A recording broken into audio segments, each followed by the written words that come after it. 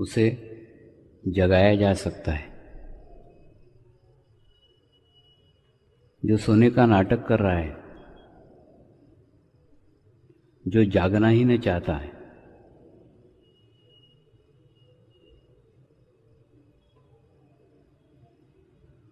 उसे कैसे जगाया जाए?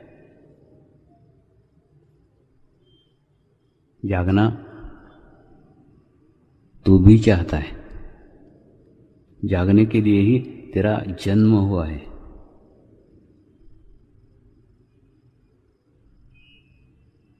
लेकिन शरीर के आलस्य के कारण,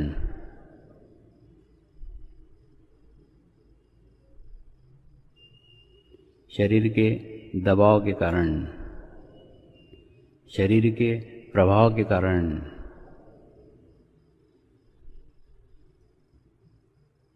तू जाग नहीं रहा है।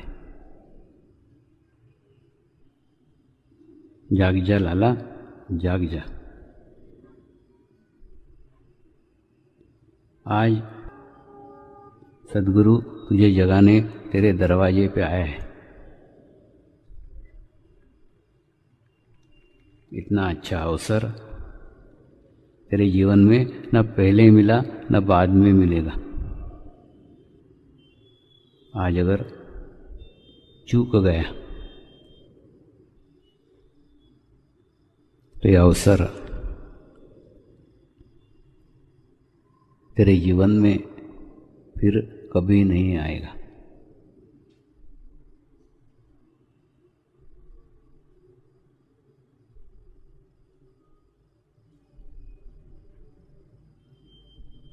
इसीलिए ध्यान करो,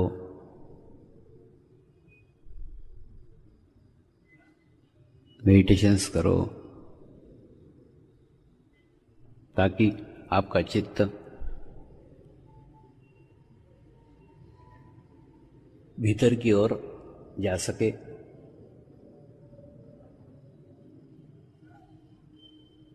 और भीतर की ओर जाने के बाद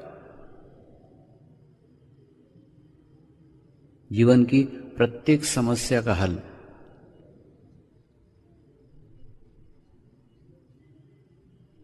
जीवन की प्रत्येक घटना का हल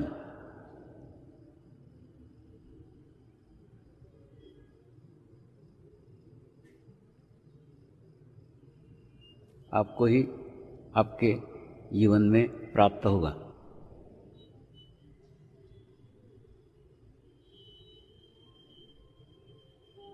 जीवन में कभी भी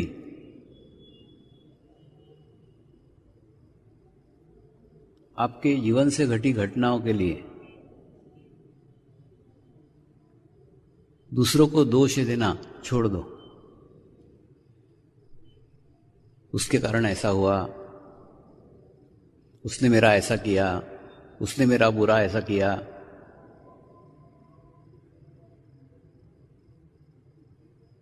अगर ध्यान करोगे,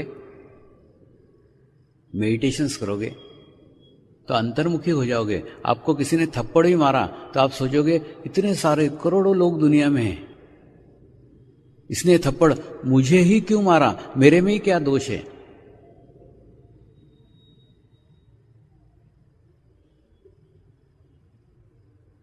तो जाने अनजाने में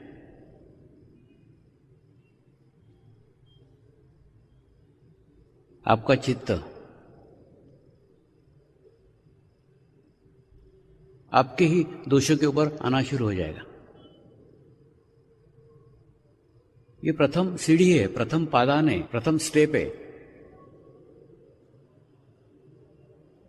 आध्यात्मिकता का प्रथम पादान कि आपको आपके दोष दिखना शुरू हो गए।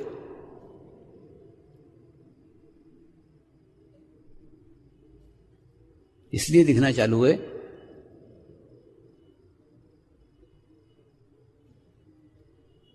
क्योंकि वो दोष आपके हैं, आपके पास के हैं, आपके करीब के हैं।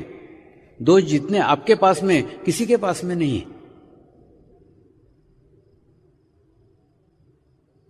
ये प्रथम पादान है कि आपको आपके दोष दिखना शुरू हो गए। एक इंजीनियर 1 साल से आश्रम में सेवा दे रहा था।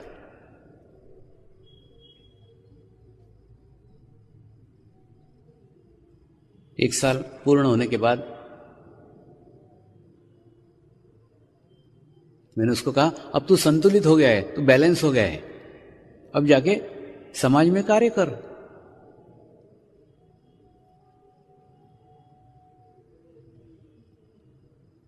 इतना एजुकेशन किया है, इतना पढ़ा है, उसका उपयोग कर। तो उसने कहीं कोशिश की, कहीं प्रयत्न किया। उसको एक इंजीनियरिंग कॉलेज में लेक्चरर की पोस्ट मिल गई।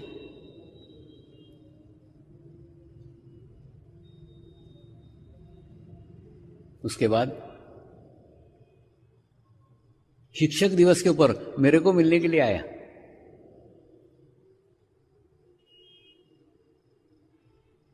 सामान्यतः शाम को 5 बजे बाद मैं मेरे कुटीर के बाहर निकलता हूं।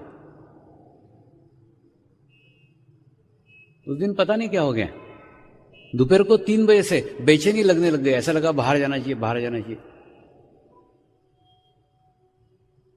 फिर बाहर आके वरांडे में बैठ गया, 4 बजे तक वहां बैठा रहा, फिर भी ऐसा लगा नहीं बाहर जाना चाहिए, बाहर जाना चाहिए। ऐसा क्यों लगा मालूम नहीं। फिर मैं 4 बजे बाहर निकला तो ये इंजीनियर महोदय बाहर मेरी राह देखते बैठे हुए थे। यानी जब गुरु और शिष्य का संबंध सशक्त हो जाता है ना, तो शिष्य का पूर्ण नियंत्रण उस गुरु के ऊपर हो जाता है। वो जैसा चाहे वैसे नचा ले वो गुरु को।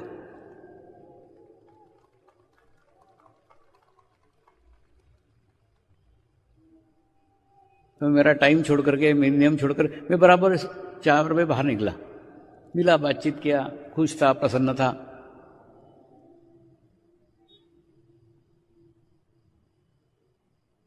लेकिन उसने अपनी अंतर व्यथा बताई। स्वामी जी, मैं 1 साल आश्रम में रहा हूं, लेकिन फिर भी मेरे पे सुधार नहीं आया है, मेरे में बदल नहीं आया है।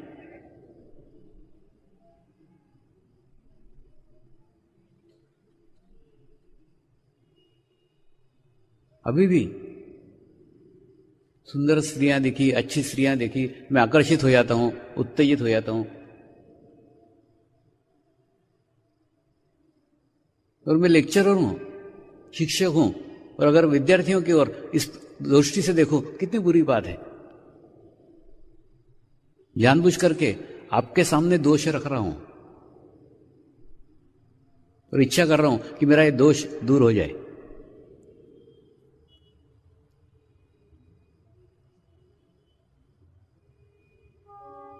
उसको मैंने कहा, सुंदर स्त्री देख करके तू उत्तेजित नहीं होता, तू आकर्षित नहीं होता। तेरे अंदर के भाव के कारण तू आकर्षित होता है, भाव के कारण उत्तेजित होता है। तो कहीं तो भी तेरे ही भीतर कमजोरी है, तेरे अंदर कमजोरी है। तेरी मां सुंदर है तो उसको देख के आकर्षित होगा क्या, उत्तेजित होगा क्या? नहीं, क्योंकि तेरे अंदर भाव है, ये मेरी मां है। तेरी बहन खूब सुंदर होगी, उसको देख के उत्तेजित होगा क्या, उसके ओर आकर्षित होगा क्या? नहीं, ये मेरी बहन है।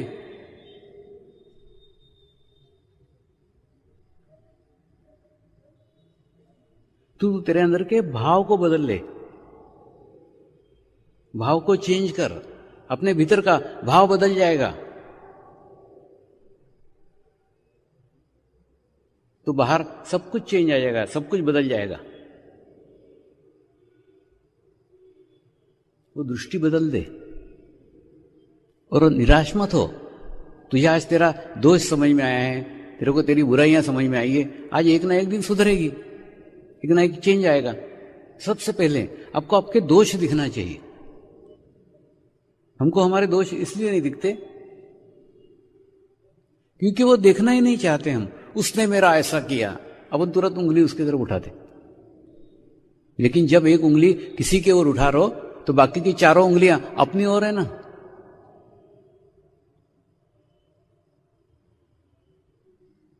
किसी को भी दोषी मत समझो, कोई दोषी नहीं है। दोषी आप हैं, आप कमजोर हैं, आप वीक हैं। आपके कमजोरी के कारण, आपके वीकनेस के कारण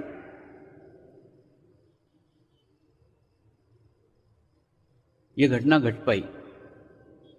तो कोई भी घटना घटित होती है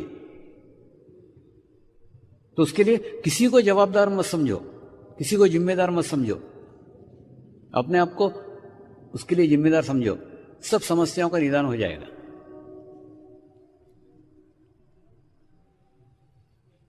और कई बार हम बोलते हैं मुंह से पूर्ण समर्पित है, स्वामी जी को पूर्ण समर्पित है, गुरु को पूर्ण समर्पित है, भगवान को पूर्ण समर्पित है।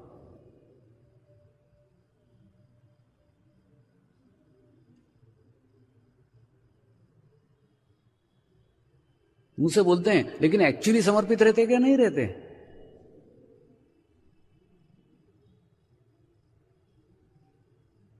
आप आपके प्रार्थना को भी शुद्ध नहीं रखते।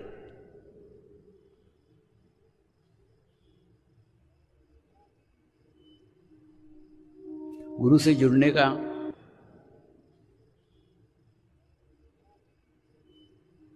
एक अच्छा मार्ग प्रार्थना है। प्रार्थना से आप शुद्ध भाव से जुड़ सकते हो, लेकिन वो प्रार्थना भी शुद्ध रहती क्या? नहीं, उसमें भी अपनी इच्छा लपेटी देते हो।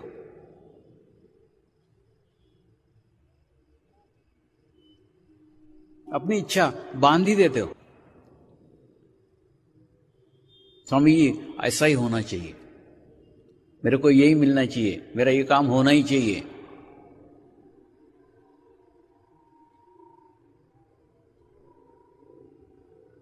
तो एक बार होता है, दो बार होता है। जैसे स्कूल में बच्चे रहते कि नहीं, छोटे बच्चे जाने को निकलते हैं तो हम बोलते हैं ठीक है चॉकलेट ले, बिस्किट ले, स्कूल जा। तो स्कूल में जाए, इसको प्रोत्साहित करने के लिए हम उसको चॉकलेट बिस्किट खिलाते रहते हैं। लेकिन आजकल के बच्चे ऐसे बदमाश है, चॉकलेट खा लेते और स्कूल नहीं जाते। यानी एक बार कार्य हो गया, दो बार कार्य हो गया, तीन बार कार्य हो गया, तेरी इच्छा अनुसार हुआ, तूने जैसा बोला वैसा हुआ, तूने जो मांगा वो मिला। एक बार मिला, दो बार मिला, तीन बार मिला, बहुत हो गया ना। कितनी परीक्षाएं लेगा? तीन बार मिलने के बाद में कम से कम तेरी ट्यूबलाइट जलना चाहिए कि ये वो स्थान है जहां जो मांगो वो मिलेगा।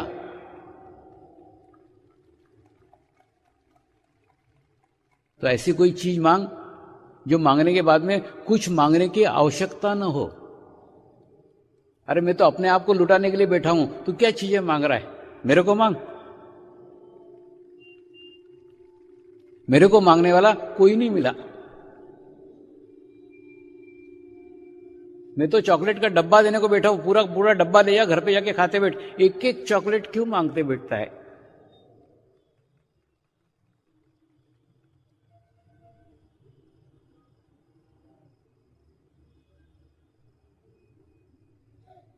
ऐसे मांगने वालों से मैं भी परेशान हो गया। मैं सोचता हूं एक बार होगा, दो बार होगा, तीन बार होगा। तीन बार में तो कम से कम समझ लेना चाहिए क्या मांगना चाहिए।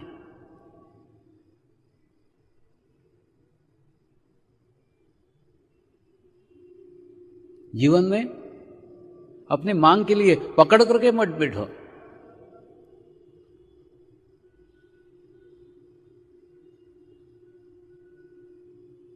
अड़ेल रवैया नहीं चाहिए।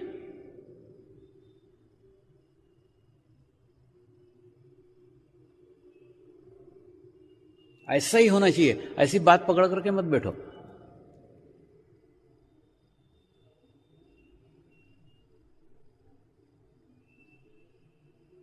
क्योंकि पकड़ करके बैठने में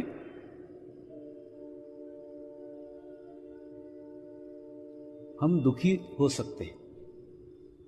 कोई भी धारणा बना करके मत बैठो ऐसा ही होना चाहिए, ऐसा ही है।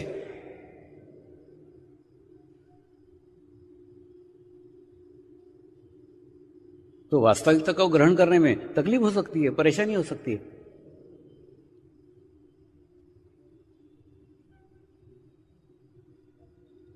इसी विषय के ऊपर गौतम बुद्ध के जीवन में भी एक घटना घटी थी। एक बार गौतम बुद्ध एक पेड़ के नीचे बैठ करके ध्यान करते थे, मेडिटेशंस करते थे।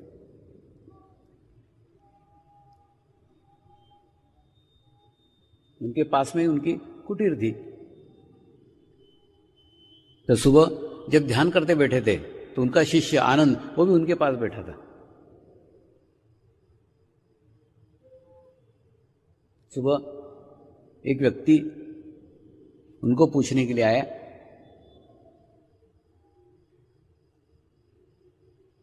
परमात्मा है क्या?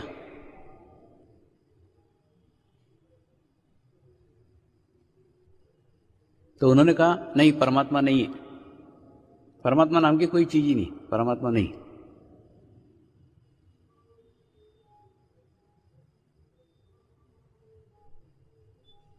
दोपहर के समय फिर एक व्यक्ति उनके पास मिलने को आया और उनको पूछा, परमात्मा है क्या? उन्होंने कहा हां, परमात्मा है।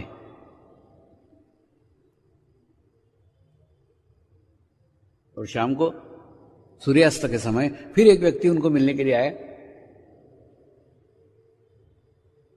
और उस व्यक्ति ने पूछा, परमात्मा है क्या? तो गौतम बुद्ध ने कुछ भी जवाब नहीं दिया, कुछ भी उत्तर नहीं दिया, आंखें बंद करके शांत बैठ गए। वो व्यक्ति भी आंखें बंद करके थोड़ी देर शांत बैठा, गौतम बुद्ध को नमस्कार किया और चला गया। पास में जो उनका शिष्य था आनंद, उसने उनसे प्रश्न किया, आप एक ही प्रश्न के ऐसे अलग अलग उत्तर कैसे देते हो? किसी को कुछ बोलते हो, किसी को कुछ बोलते हो, किसी को कुछ बोलते हो, तो सच क्या है? मैं तो पागल हो गया सुन सुन के, एक प्रश्न के 3 उत्तर।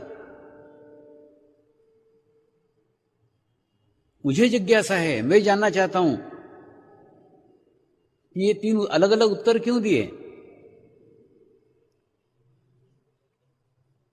तो उन्होंने हंसते हुए उत्तर दिया, मैंने अलग अलग उत्तर नहीं दिए, मैंने एक ही उत्तर दिया, लेकिन पूछने वाले अलग अलग स्तर के ऊपर पूछ रहे थे।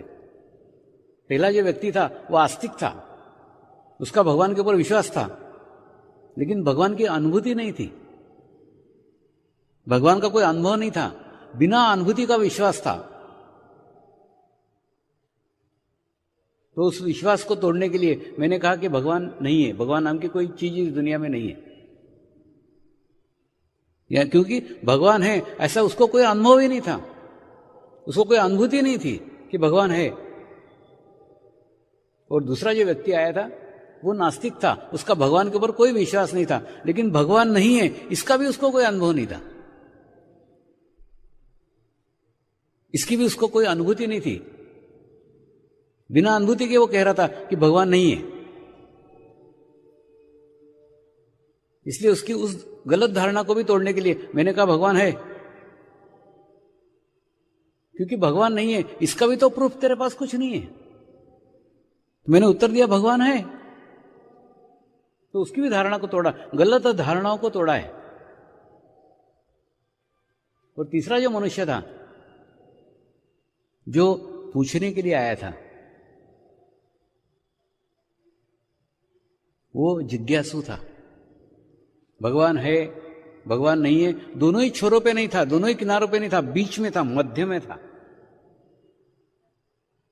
केवल जिज्ञासावश पूछ रहा था कि भगवान है क्या। तो मैंने उसको संकेत किया, आंखें बंद करके मैं मौन हो गया, मैं अंतर्मन में चला गया और उसको भी संदेश दिया, अंतर्मन में खोज, परमात्मा तेरे ही अंदर बैठा हुआ है।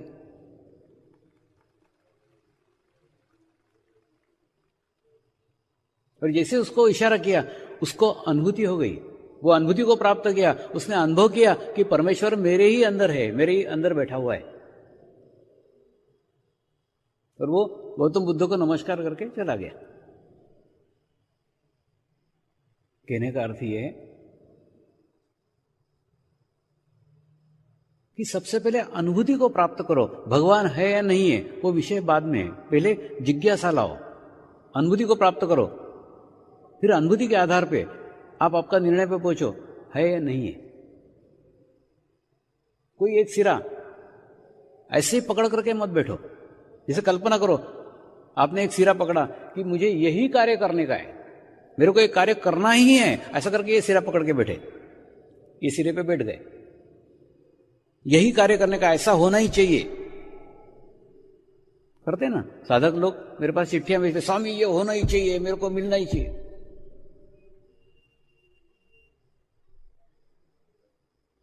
गले पड़ जाते एकदम।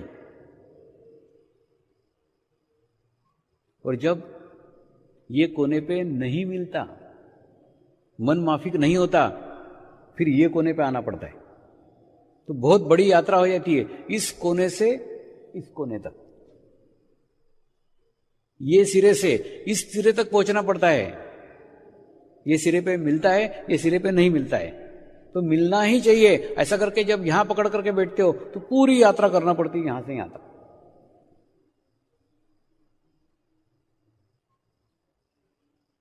और एक बार अगर आप ये सिरा पकड़ करके बैठे कि ये नहीं होना चाहिए कार्य, ये होना ही नहीं चाहिए करके ये सिरा पकड़ करके बैठे और मान लो हो गया, तो क्या होगा?